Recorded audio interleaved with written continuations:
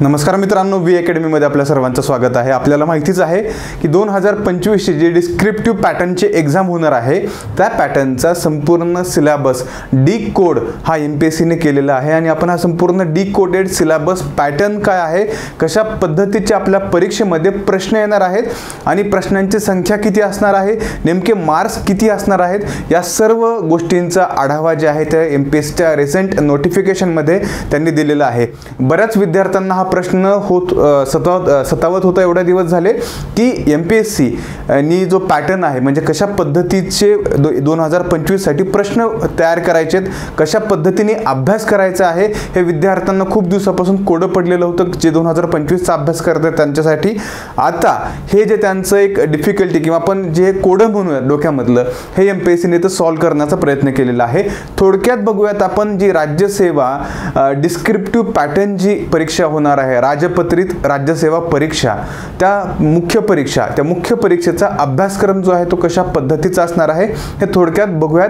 प्रश्नांचा पॅटर्न कसा असणार आहे म्हणजे आपल्याला येणाऱ्या आता 2025 साठी जी विद्यार्थी तयारी करतायत त्यांना व्यवस्थित तयारी करताना एक व्यवस्थित एक गाइडन्स किंवा एक मार्ग जो आहे तो या नोटिफिकेशनद्वारे किंवा यांच्या प्रश्नावलीद्वारे जे आहे ते मिळणार आहे। थोडक्यात बघूयात की कशा पद्धतीचे आहेत प्रश्न आहेत। सर्वप्रथम आपण हे जाणून घेऊयात की या एमपीएससीच्या परीक्षेमध्ये जे डिस्क्रिप्टिव्ह पॅटर्न होणार आहे त्याच्यामध्ये थोडक्यात पहिला म्हणजे मेन्स जी होणार आहे ती मेन्स कशा पद्धतीची होणार आहे तर सर्वप्रथम मराठी आणि इंग्रजी हे दोन आपल्याला काय असतील तर दोन सब्जेक्ट आहेत, अर्हताकारी पेपर असतील, फक्त क्वालिफाइंग पेपर असं म्हणतो, क्वालिफाइंग पेपर असतील।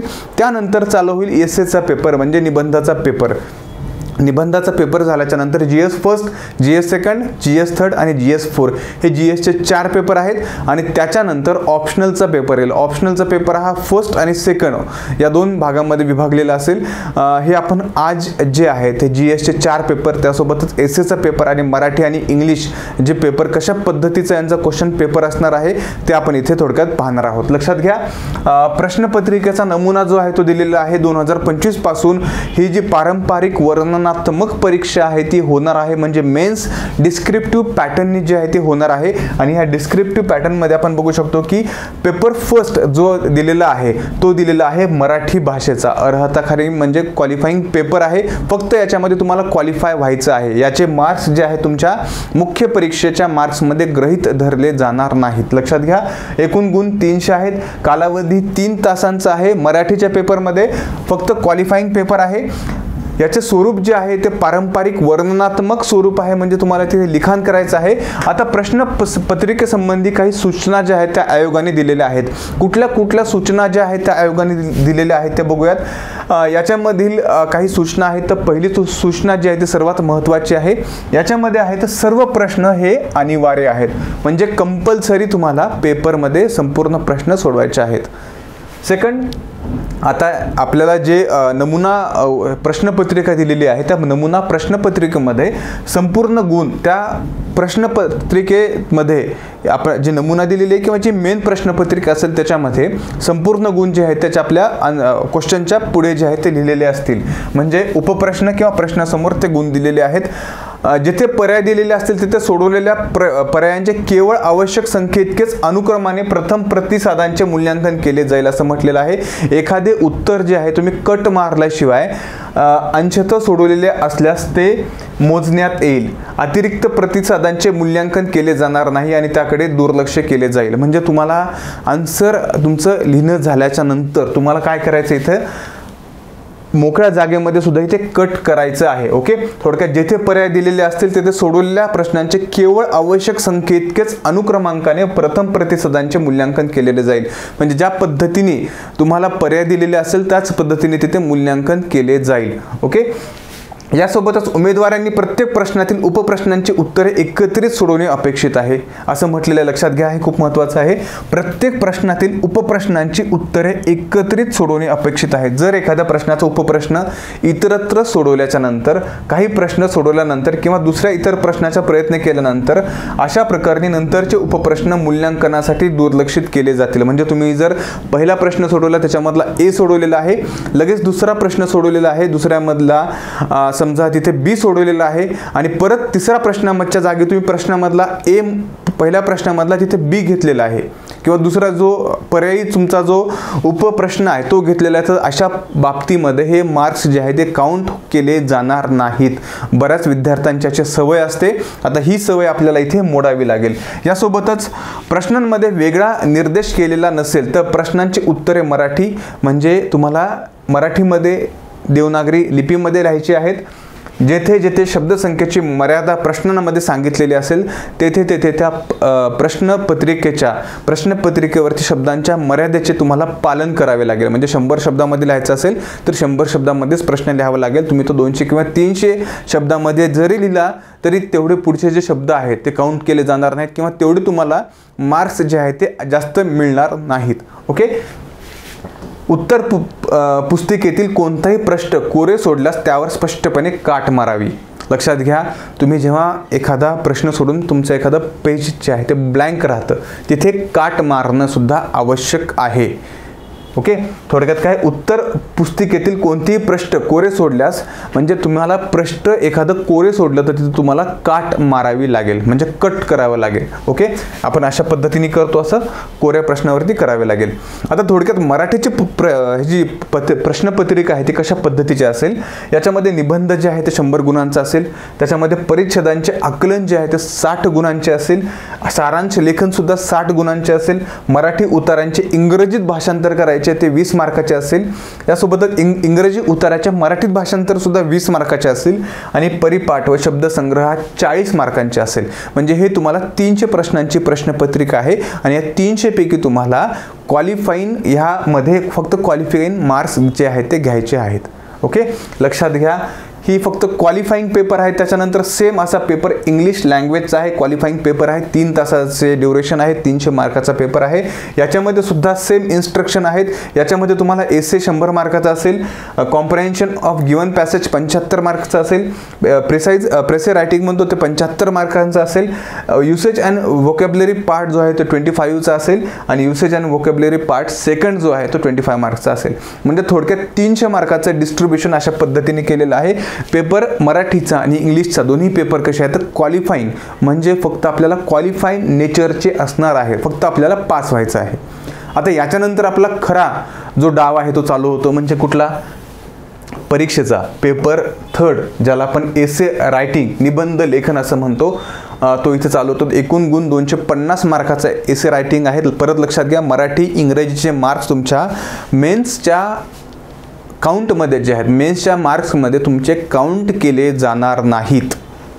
पक्क लक्षात घ्या, तुमचे मार्क्स कुठून काउंट केले जाणार आहेत तर एसेमधून, या म्हणजे निबंध लेखनाच्या पुढचे जे पेपर आहेत तिथून तुमचे मार्क्स जे आहेत ते काउंट केले जाणार आहेत. निबंधाचे मार्क्ससुद्धा तुमच्या मेन्समध्ये काउंट केले जाणार आहेत. एकूण गुण 250, कालावधी 3 तास आहे. आपल्याला निबंध लिहायचा आहे, एसे लिहायचं आहे. एसेमध्ये काय करायचं आहे तर काही सूचना दिलेल्या आहेत. याच्यामध्ये 2 विभागामध्ये विभागलेली ही एसेची जी आहे ती संख्या आहे. म्हणजे एका विभागामध्ये आपल्याला 4 प्रश्न दिलेले आहेत. सेक्शन बी मध्ये 4, सेक्शन ए मध्ये 4 असे प्रश्न दिलेले आहेत किंवा एसेचे टॉपिक्स दिलेले आहेत आणि ह्या 4 टॉपिक्समधून आपल्याला एक एसे इथं उचलायचा आहे किंवा लिहायचा आहे. म्हणजे पहिल्या सेक्शन ए मधून 4 पैकी 1 एसे घ्यायचा आहे, दुसऱ्या सेक्शन बी मधून 4 पैकी 1 टॉपिक आपल्याला निवडायचा आहे. ओके. थोडक्यात आणि सर्वात महत्त्वाचं, जी तुम्ही लँग्वेज देणार आहात म्हणजे तुम्ही मेन्ससाठी जी लँग्वेज देणार आहात त्या लँग्वेजमध्येच म्हणजे तुम्ही अर्जात नमूद केलेल्या पर्यायानुसार मराठी किंवा इंग्रजी भाषांपैकी केवळ एकाच भाषेमध्ये एसे लिहायचा आहे. म्हणजे एक एसे मराठीमध्ये दुसरा एसे इंग्लिशमध्ये असं चालणार नाही. तुम्ही जी भाषा जी आहे तुम्ही तिथे नमूद केलेली आहे तुमच्या अर्जामध्ये, ऑनलाईन अर्जामध्ये तुम्हाला त्याच भाषेमध्ये पेपर लिहायचा आहे, हे पक्क लक्षात ठेवा. ओके. त्याच्यामुळं भाषा तुम्हाला मराठीमध्ये पेपर लिहायचा का तुम्हाला इंग्रजीमध्ये पेपर लिहायचा आत्तापासून तयारी करतानाच ठरवून ठेवा. इंग्रजी मराठीमध्ये म्हणजे थोडक्यात बऱ्याच विद्यार्थ्यांचं असतं की इंग्रजीमध्ये आपण काय प्रिपरेशन करूत आणि मराठीमध्ये पेपर लिहूत, हे सुद्धा अवघड जातं. म्हणजे आत्तापासून वेळ आहे तुम्हाला 2025साठी आणि हे वेळ असताना तुम्ही आत्तापासूनच त्याच भाषेमध्ये प्रिपरेशन केलं पाहिजे आणि त्यासोबतच उत्तर लेखनाचा एसेचा सरावसुद्धा तिथे तुम्ही केलेला पाहिजे. यासोबतच प्रश्नात दर्शवलेली शब्द मर्यादा लक्षात घ्या. एसेमध्ये तुम्हाला जी शब्द मर्यादा सांगितलेली आहे तेवढ्याच शब्द मर्यादेमध्ये तुम्हाला एसे म्हणजे निबंध जो आहे तो लिहायचा आहे। त्यासोबतच उत्तर पुस्तिकेतील कोणताही पान किंवा पानाचा भाग रिकामा अथवा कोरा ठेवला असेल तर तो स्पष्टपणे रद्द करणे किंवा काट मारणे जे आहे तिथे आवश्यक आहे। ओके, आता आपण इथे बघूयात एसेचा पेपर कसा असेल। सेक्शन ए आणि सेक्शन बी असेल। सेक्शन ए मध्ये 1 2 3 4 असे 4 एसेचे टॉपिक्स दिले जातील। सेक्शन बी मध्ये सुद्धा 1 5 6 7 8 हे नंबर प्रश्नांची संख्या आहे। इथे 4 एसेचे टॉपिक्स दिले जातील आणि ह्या टॉपिक्स मधून आपल्याला एक एसे जो आहे निबंध जो आहे तो लिहायचा आहे। टोटल निबंध आहेत 125 मार्काचे आहेत आणि हे टोटल 250 मार्काचा जो आहे तो एसेचा पेपर आहे। यासोबतच बघूयात की आता आपले जे जीएस पेपर आहे, GS first, GS second, GS third आणि जीएस फोर्थ, आता यामध्ये सुद्धा जीएस फर्स्ट, सेकंड, थर्ड हे 3 पेपर आहे, यांच्यासाठी वेगळी नियमावली आहे आणि जीएस 4 त्याला इथिक्स, इंटिग्रिटी आणि ॲप्टिट्यूड म्हणजे नीतिशास्त्र असं म्हणतो। या नीतिशास्त्रासाठी थोडी वेगळी जी आहे त्यांनी पेपरचं म्हणजे प्रश्नपत्रिकेचं स्ट्रक्चर जे आहे ते दिलेलं आहे। आता जीएस फर्स्ट, जीएस सेकंड आणि जीएस थर्ड आणि जीएस 4 या चारहीचे मार्क आपल्या मेन्समध्ये काउंट होणार आहेत। ओके, एसे, जीएस 4 आणि ऑप्शनल यावरती तुमचा जो काउंट असेल मार्क्सचा तो इथे असणार आहे आणि त्यानुसारच तुम्ही काय होणार आहे तर क्वालिफाय होणार आहात। लक्षात घ्या। आता जीएस फर्स्ट आणि ते जीएस थर्ड हे आपण बघणार आहोत। याच्यामध्ये एकूण हे 3ही पेपर प्रत्येकी 250 गुणांसाठी असतील। या 3ही पेपरसाठी कालावधी एकूण प्रत्येकी 3 तास असेल, जीएस फर्स्ट, जीएस सेकंड आणि जीएस थर्डसाठी। यासोबतच प्रश्नपत्रिकेचे स्वरूप जे आहे ते पारंपरिक वर्णनात्मक ओके डिस्क्रिप्टिव्ह रायटिंगचं असेल। यासोबतच मराठी आणि इंग्रजी हे माध्यम असेल। आता इथे बघूयात नेमकं काय सांगितलेलं आहे। प्रश्नांची उत्तरे लिहिण्यापूर्वी खालील काही सूचनांचे आपल्याला पालन करायचे। कुठल्या सूचना आहेत? इथे मराठी आणि इंग्लिश या दोन्ही भाषेमध्ये टोटल 20 प्रश्न छापलेले आहेत, म्हणजे आपल्या प्रश्नांची संख्या किती आहे तर 20 आहे। सर्व प्रश्न अनिवार्य आहेत का? Yes, all questions are compulsory, म्हणजे प्रत्येक प्रश्न हा तुम्हाला अनिवार्य आहे। इथे कुठलाही ऑर ओके दिलेला नाही। प्रत्येक प्रश्नांचे गुण त्याच्या समोर जे आहे ते नमूद केलेले आहेत। यासोबतच अर्जामध्ये दिलेले तुम्ही जो पर्याय दिलेला आहे त्यानुसारच सर्व प्रश्नांची उत्तरे मराठी किंवा इंग्रजी या भाषेमध्ये यापैकी एकाच भाषेमध्ये लिहिण्याची आहे ती अनिवार्य आहे। यासोबतच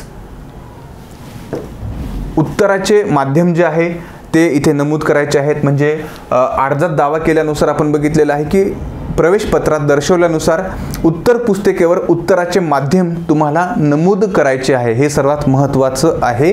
यासोबतच अधिकृत माध्यमांव्यतिरिक्त इतर माध्यमात लिहिलेले उत्तर ऑब्वियस तपासले जाणार नाहीत। मराठी किंवा इंग्लिशच्या व्यतिरिक्त तुम्ही तामिळमध्ये लिहिलं, तेलुगूमध्ये लिहिलं, कन्नडमध्ये लिहिलं तर काही तुमचं चेक होणार नाही। ओके, हिंदीमध्ये लिहिलेलं आहे, त्याच्यामुळे उत्तराचे माध्यम मराठी किंवा इंग्लिश तुम्ही चयन करायला पाहिजे आणि त्यानुसारच त्याच माध्यमांमध्ये तुमचे उत्तर जे आहेत ते तपासले जातील। जेथे पर्याय दिलेले असतील तेथे सोडवलेल्या पर्यायांचे केवळ आवश्यक संख्येइतकेच अनुक्रमाने प्रथम प्रतिसादांचे मूल्यांकन केले जाईल। एखादी उत्तर काट मारल्याशिवाय अंशतः सोडवलेले असल्यास ते मोजण्यात येईल। अतिरिक्त प्रतिसादांचे मूल्यांकन केले जाणार नाही आणि त्याकडे दुर्लक्ष सुद्धा केले जाणार नाही, असं आयोगाने जे आहे ते स्पष्टपणे इथे नमूद केलेलं आहे। यासोबतच उमेदवारांची प्रश्नांच्या सर्व उपप्रश्नांचे एकत्रित उत्तरे सोडवणे जे आहे ते अपेक्षित आहे। ओके, आपण पहिले सांगितल्याप्रमाणे यासोबतच प्रश्न क्रमांक 1 ते 10 जे प्रश्न क्रमांक आहेत त्यांची उत्तरे 150 शब्दांमध्ये असावीत आणि प्रश्न क्रमांक 11 ते 20 आहेत त्यांची उत्तरे 250 शब्दांमध्ये असावीत। प्रश्नात दर्शवलेली शब्द मर्यादा लक्षात घ्यायला पाहिजे आपण। उत्तर पुस्तिकेतील कोणतेही पान किंवा पानाचा भाग जर रिकामा सोडलेला असेल किंवा तो स्पष्टपणे रद्द करणे किंवा काट मारणे आवश्यक आहे, हे आयोगाने नमूद केलेलं आहे आणि हे सुद्धा आपल्याला उत्तर पत्रिकेमध्ये करायला हवं। कोणत्याही प्रकारच्या संदेहाच्या स्थितीत इंग्रजी भाषांतर अधिकृत समजले जाईल, असं आयोगाने जे आहे ते इथे मेन्शन केलेलं आहे। म्हणजे बऱ्याच वेळेस काय होतं मराठीमध्ये भाषांतर केलेले प्रश्न असतात ते समजण्यास थोडेसे अवघड जातात. त्याच्यामुळे आयोगाने तर स्पष्टपणे सांगितलेलं आहे की मराठीसोबतच तुम्ही इंग्रजीमध्ये जे प्रश्न आहेत ते सुद्धा तुम्ही इथे थोडक्यात रेफर करायला हवेत जर तुम्हाला ते प्रश्न व्यवस्थित समजला नसेल तर. कारण आयोग काय म्हणतं की मराठीमध्ये एखादा प्रश्न म्हणजे भाषांतर जर थोडंसं व्यवस्थित झालेलं नसेल तर इंग्रजीमध्ये जे भाषांतर आहे ते अधिकृत समजले जाईल किंवा इंग्रजी लँग्वेजमध्ये जे गोष्ट असेल ती अधिकृत समजली जाईल. यासोबतच आता आपण बघूयात की हे प्रश्नांची संख्या आणि नमुना कशी असणार आहे. तर लक्षात घ्या, क्वेश्चन नंबर 1 2 3 4 5 6 7 8 9 10 हे 10 मार्काचे असतील आणि यासोबत 11 ते 20 जे आहे ते 15 मार्काचे असतील. All questions are compulsory in GS first to GS third. Simple pattern आहे. आता याच्यासोबत आपल्याला बघायचं आहे तर GS 4 मध्ये काय नेमका बदल आहे म्हणजे इथिक्स, इंटिग्रिटी, ॲप्टिट्यूड, त्याला आपण काय म्हणतो नीतिशास्त्र असं म्हणतो. त्या नीतिशास्त्रामध्ये सुद्धा 250 मार्काचा पेपर आहे. 250 मार्क्स त्या पेपरला दिलेले आहेत. एकूण गुण आहेत. एकूण कालावधी 3 तास आहे. यासोबतच पारंपरिक वर्णनात्मक मराठी इंग्रजी भाषेमध्ये तुम्ही हा पेपर जो आहे तो लिहू शकणार आहात. यामध्ये सुद्धा सांगितलेलं आहे की वेगवेगळ्या सूचना त्यांनी दिलेल्या आहेत. याच्यामध्ये 2 विभागात विभाग अ आणि ब असे 2 विभाग नीतिशास्त्रामध्ये केलेले आहेत. याच्यामध्ये 12 प्रश्न मराठी आणि इंग्रजी या दोन्ही भाषांमध्ये जे आहे ते छापलेले असणार आहेत. सर्व प्रश्न कंपल्सरी आहेत, अनिवार्य आहेत. यासोबतच प्रत्येक प्रश्नाचे गुण त्याच्या समोर जे आहेत ते दर्शवण्यात आलेले आहेत. GS फर्स्ट, सेकंड, थर्ड, फोर्थमध्ये सुद्धा प्रत्येक प्रश्नाचे गुण त्यांच्या समोर जे आहेत ते मेन्शन करण्यात येणार आहेत. अर्जामध्ये दिलेल्या पर्यायानुसार सर्व प्रश्नांची उत्तरे मराठी किंवा आपण बघितलेले इंग्रजी भाषेमध्ये जे तुम्ही लँग्वेज चयन केलेली आहे त्याच्यामध्ये लिहिणं अपेक्षित आहे. आता इथे थोडक्यात आपण बघितलेले त्या अगोदर सुद्धा इथे बघूयात की प्रश्न क्रमांक 1 जे आहे च्या उपप्रश्नांची प्रत्येकी उत्तरे 30 शब्दांमध्ये लिहायची आहेत. लक्षात घ्या, प्रश्न क्रमांक 1 अ जो इथे दिलेला इथिक्समध्ये त्याच्यामध्ये प्रत्येक प्रश्नांची उत्तरे फक्त 30 शब्दांमध्ये लिहायची आहेत. प्रश्न क्रमांक 1 ब आणि 1 क व प्रश्न क्रमांक 2 ते 6 च्या उपप्रश्नांची उत्तरे 150 शब्दांमध्ये तर प्रश्न क्रमांक 7 ते 12 उत्तरे जी आहेत ती 250 शब्दांमध्ये असावीत. थोडक्यात GS फर्स्ट, सेकंड, थर्ड आणि इथिक्समध्ये जो आहे तो महत्त्वाचा बदल आहे. GS फर्स्ट, सेकंड, थर्डमध्ये आपल्याला कळालेलं आहे 10 मार्काचे 10 प्रश्न, 20 मार्काचे 11 ते 20 प्रश्न. पण इथे काय आहे, प्रश्न क्रमांक पहिला त्याच्यामधला अ प्रत्येकी 30 शब्दांमध्ये उत्तरे लिहायची आहेत. म्हणजे टोटल आपल्याला 5 इथे प्रश्न दिले जाणार आहेत. 5 प्रश्न हे जे आहेत ते प्रत्येक प्रश्नाचं उत्तर जे आहे ते 30 शब्दांमध्ये लिहायचं आहे. लक्षात घ्या. आता बाकी थोडक्यात आपण बघितलेलं आहे की उत्तर कुठलंही पान कोरं ठेवायचं नाही. कोरं असेल तर इथे आपल्याला काट मारायचे आहे आणि इंग्रजी भाषांतर ते अधिकृत भाषांतर समजले जाईल. आता प्रश्नपत्रिकेचा नमुना जो आहे तो आपण इथे पाहूयात. सब क्वेश्चन आहे तिथे सांगितल्याप्रमाणे प्रश्न 1 मध्ये जो आहे तो 10 मार्काला आहे. म्हणजे 5 प्रश्न प्रत्येकी 2 मार्काला जो आहे त्याचं 1 बीट असणार आहे आणि हे एकाखाली एकच सोडणं म्हणजे एकाच्या नंतर एक लिहिणं हे कंपल्सरी आहे. तुम्ही हे जर नंतर कुठलं समजा 4च्या नंतर बी झाल्याच्या नंतर परत सेकंड ह्याच्यामधलं घेत असाल तर हे अधिकृत समजलं जाणार नाही किंवा याचे मार्क्स जे आहेत तुम्हाला इथे मिळणार नाहीत. तर 1 2 3 4 5 2 मार्कासाठी आहे. 10 मार्काचं प्रश्न क्रमांक ए मधला ए आहे, अ आहे. त्याच्यामधला ब आणि क, बी आणि सी हे प्रत्येकी 10 मार्काचे आहेत. त्यासोबतच 2 3 4 5 आणि 6 हे जे प्रश्न आहेत ते प्रत्येकी 10 मार्काचे असणार आहेत. आणि याच्यामध्ये ए आणि बी असं याच्यामध्ये जे आहे उपप्रश्न जे आहेत ते असणार आहेत. आता आपण इथे सांगितलेले सेक्शन बी मध्ये 7 ते 12 पर्यंत जे प्रश्न आहेत ह्या केस स्टडीज असणार आहेत. इथिक्समध्ये 2 पोर्शन आहेत.